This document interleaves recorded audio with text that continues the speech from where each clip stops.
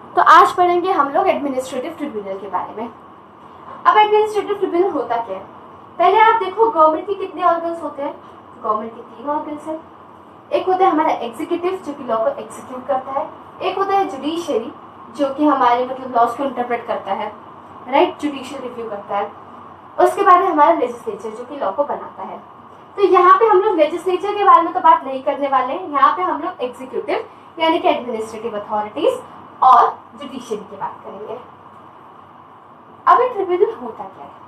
देखो क्या होता है, जैसे जुडिशियरी जो रहती है उसके पास बहुत सारे केसेस पेंडिंग है, ये तो सबने सुना ही होगा। अब ये प्रॉब्लम सिर्फ इंडिया में ही नहीं है, इस बात को सोचो, ध्यान दो इस बात को, ये प्रॉब्लम जो है सिर्फ इंडिया में नहीं है, ये प्रॉब्लम एक ग्लोबल फिनोमेनन है केसेस पेंडिंग रहने का, क्योंकि केसेस इतने सारे हैं, जजेस इतने कम है, ठीक है। और कभी कभी ऐसा होता है, कुछ मैटर्स ऐसे होते हैं, जैसे सपोज कंपनी लॉ का कोई मैटर आ गया, तो अब जो हर एक वहाँ पे जो जज बैठे सुप्रीम कोर्ट में, क्या हम उनसे एक्सपेक्ट कर सकते हैं कि उनकी जो है कंपनी लॉ में एक्सपर्टीज होगी?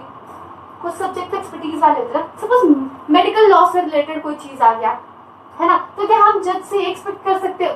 जज को लॉ पता होगा ना, जिसको मेडिकल से रिलेटेड चीज नहीं पता होगी, पता भी हो सकती है, मैं मोस्ट ऑफ द केसेस में बता रही हूँ, या फिर उनको ये चीजें नहीं पता होगी कि कंपनी की वर्किंग कैसे होगी, they are very well aware of the law, ठीक है, वो लॉ में डील करते हैं।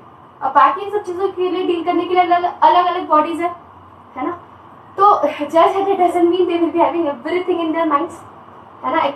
लॉ के बाद जरूर थोड़ी सब उनको पता हो। तो ऐसे में क्या होता है, जुडिशियरी जो है अपनी कुछ पावर्स एडमिनिस्ट्रेटिव को दे देती है, एग्जीक्यूटिव को दे देती है, उसे हम लोग बोलते हैं ट्रिब्यूनल्स।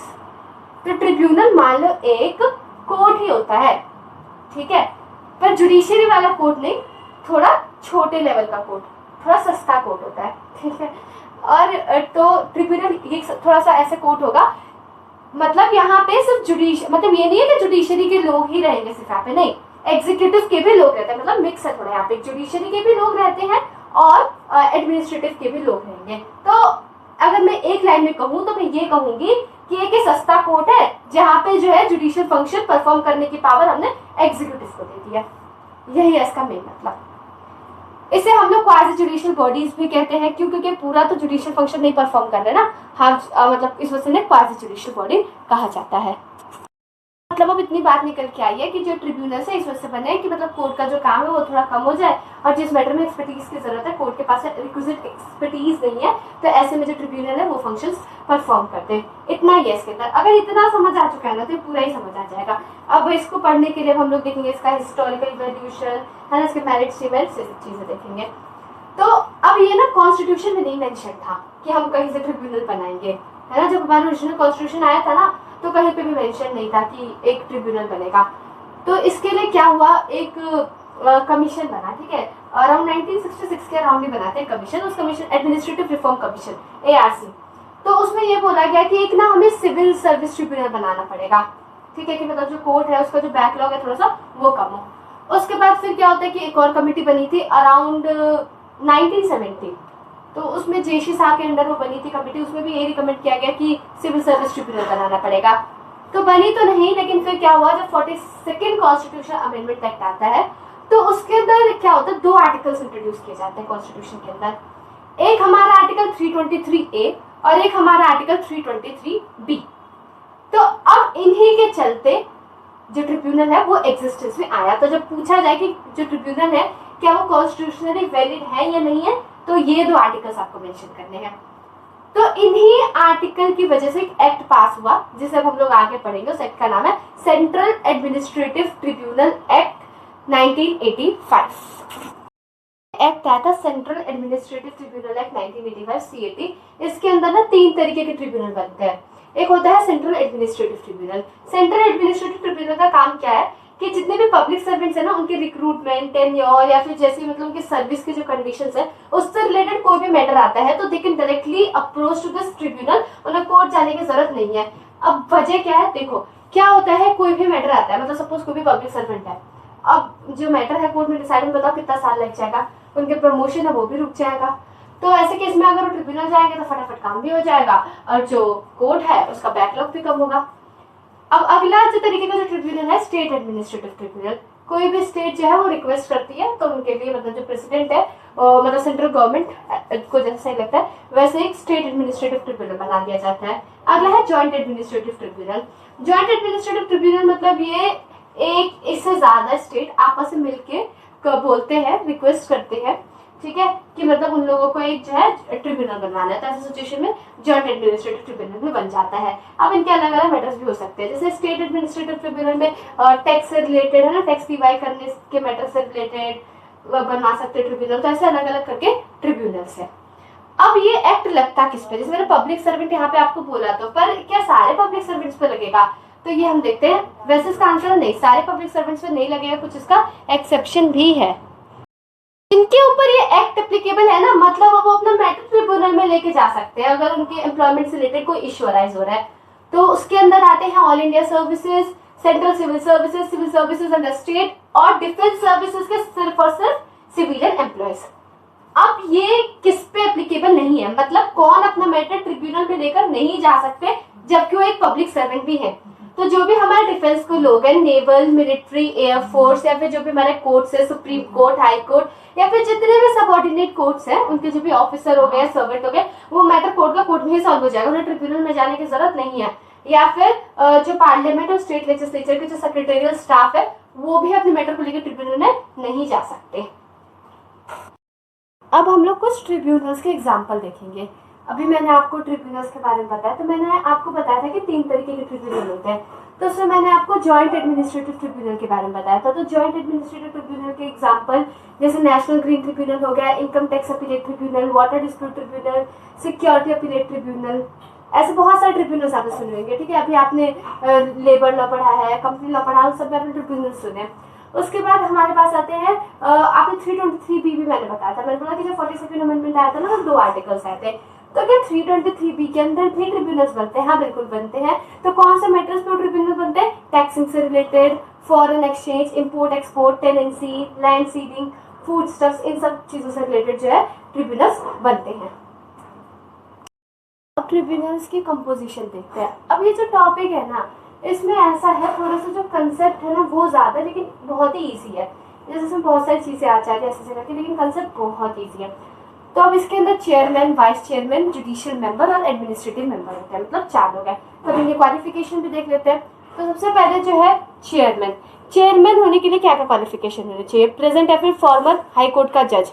वाइस चेयरमैन रहा हो 2 साल के लिए ट्रिब्यूनल का तो भी चलेगा, या फिर गवर्नमेंट ऑफ इंडिया के अंदर सेक्रेटरी की पोस्ट होल्ड कर रखी हो। और अगर सेक्रेटरी की पोस्ट नहीं होल्ड कर रखी हो तो कोई ऐसी पोस्ट होल्ड कर रही हो जिसकी सैलरी जो है सेक्रेटरी के बराबर मिलती हो। वाइस चेयरमैन होने के लिए वही फॉर्मर या फिर प्रेजेंट हाई कोर्ट के जज, या फिर 2 साल के लिए सेक्रेटरी रहे हो अंडर गवर्नमेंट ऑफ इंडिया, या फिर एडिशनल सेक्रेटरी रहे हो 5 साल के लिए अंडर गवर्नमेंट ऑफ इंडिया। और अगर आप एडिशनल सेक्रेटरी नहीं रहे हो तो कोई आप ऐसी पोस्ट होल्ड कर रहे हो जिसका जो पे है वो एडिशनल सेक्रेटरी के ही बराबर है और आप 5 साल के लिए पोस्ट में रहे हैं। जुडिशियल मेंबर होने के लिए वही प्रेजेंट या फिर फॉर्मर हाई कोर्ट के जज, या फिर इंडियन लीगल सर्विस के मेंबर रहा हो कैंडिडेट और ग्रेड 1 सर्विस में काम किया हो 3 साल के लिए। एडमिनिस्ट्रेटिव मेंबर बनने के लिए आपने 2 साल के लिए एडिशनल सेक्रेटरी का काम किया भारत सरकार के अंदर, और अगर एडिशनल सेक्रेटरी नहीं तो मतलब कोई ऐसी पोस्ट पे है जिसकी सैलरी एडिशनल सेक्रेटरी के बराबर है, या फिर आप जॉइंट सेक्रेटरी रहे, या फिर आपके पास एडमिनिस्ट्रेटिव एक्सपर्टीज है। जैसे मैंने आपको कंपनी लॉ वगैरह वाला बता रखा है, तो मतलब जिस भी पर्सन के पास उस पर्टिकुलर फील्ड में एक्सपीरियंस होना चाहिए। तो ये हो गए हमारे कितने मेंबर हो गए, उनकी क्वालिफिकेशन हो गए। अब सवाल आते हैं अपॉइंट कौन करता है। तो अगर चेयरमैन, वाइस चेयरमैन है और अगर ये सेंट्रल एडमिनिस्ट्रेटिव ट्रिब्यूनल है तो ऐसे में प्रेसिडेंट खुद अपॉइंट करता है। और लेकिन अगर हम लोग बात करें जुडिशियल मेंबर की, तो president chief justice of India से कंसल्टेशन में अपॉइंट करते हैं। और अगर हम लोग स्टेट एडमिनिस्ट्रेटिव ट्रिब्यूनल की बात करें तो वहाँ प्रेसिडेंट ही अपॉइंट करते हैं मेंबर्स को, लेकिन जो गवर्नर रहेगा उस स्टेट का उससे मतलब कंसल्टेशन के बाद अपॉइंट किया जाता है। अब ये जितने भी मेंबर्स हैं ट्रिब्यूनल के अंदर, उनका टेन्योर जो है वो 5 साल के लिए होता है। लेकिन अगर चेयरमैन और वाइस चेयरमैन है तो अगर या तो 5 साल टेन्योर या फिर 65 ईयर्स की उनकी जब तक उम्र हो जाती है, जो भी पहले होता है।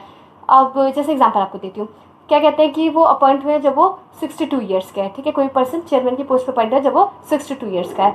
अब क्या होता है, वैसे टेन्योर 5 साल का है, लेकिन वो 3 साल में 65 ईयर्स का हो जाएगा ना, तो 3 साल बाद उसका जो टेन्योर है एक्सपायर हो जाएगा। अब बाकी मेंबर का भी जो टेन्योर है 5 साल के लिए है, लेकिन उनकी उम्र जो है 62 ईयर्स तक मैक्स है। अब रिमूवल की बात करते हैं, तो इसमें सेक्शन 9 में दे रखा है रिमूवल के बारे में। अगर कोई इंसान खुद रिजाइन करता है तो उसे प्रेसिडेंट को लिखना पड़ेगा, कोई से भी member, chairman, vice chairman, administrative member, judicial member, वो प्रेसिडेंट को लेटर लिखेगा। और अगर खुद प्रेसिडेंट हटा भी सकता है on the ground of proved misbehaviour and incapacity. इसकी इंक्वायरी जो है सुप्रीम कोर्ट करेगी और उसके बाद जो है रिपोर्ट सबमिट होगा, मतलब उनको मौका दिया जाएगा, जो भी पब्लिक ऑफिसर है अपनी बात रखने का, उसके हिसाब से जो है डिसीजन दिया जाएगा। ट्रिब्यूनल के पावर क्या क्या है तो ये देखते हैं। अब ट्रिब्यूनल के पास कोई सा भी मैटर आता है ना, वो उसे रिजेक्ट भी कर सकते हैं। पता है कैसे रिजेक्ट कर सकते हैं? कहते हैं कि अगर आपके पास कोई और रेमेडी अवेलेबल है, जैसे जितने भी पब्लिक सर्वेंट्स होते हैं ना, इन लोगों के मतलब किसी ना किसी डिपार्टमेंट में ही कोई ना कोई रेमेडी अवेलेबल रहती है, ऐसे स्कीम रहते हैं, तो उन्हें पहले उन सारी रेमेडी को एग्जॉस्ट करना होगा। पहले उन सारी रेमेडीज जो भी हैं उनके पास जाना होगा, फिर ये लोग ट्रिब्यूनल के पास आएंगे। ऐसे नहीं कि सीधे पहले ट्रिब्यूनल के पास जम करके आ गए। अब इनके पावर्स देखते हैं। जैसे ये सीपीसी से बाउंड है ही नहीं, ये खुद का प्रोसीजर बना सकते हैं। बहुत ही ज्यादा फ्लेक्सिबल प्रोसीडिंग्स होती है, कोर्ट जैसी कोई टेक्निकलिटीज इन्वॉल्व है ही नहीं, ये तो इसका सबसे बड़ा फायदा भी है। और सारी पावर्स एकदम सिविल कोर्ट जैसी ही है। ये किसी भी विटनेस को सम्मन दे सकते हैं, मतलब किसी विटनेस को कह सकते हैं कि वो आए, ओथ एडमिनिस्टर करवा सकते हैं, उसके बाद कंपेल कर सकते हैं कि डॉक्यूमेंट प्रोड्यूस करो, उसके बाद अलग अलग कमीशन बना दिए जा सकते हैं जो विटनेस है, डॉक्यूमेंट्स है, इनका एग्जामिनेशन के लिए अपने ही डिसीजन को लोग रिव्यू कर सकते हैं। और इन्होंने कोई ऑर्डर दिया है तो उसे ये लोग सेट असाइड भी कर सकते हैं।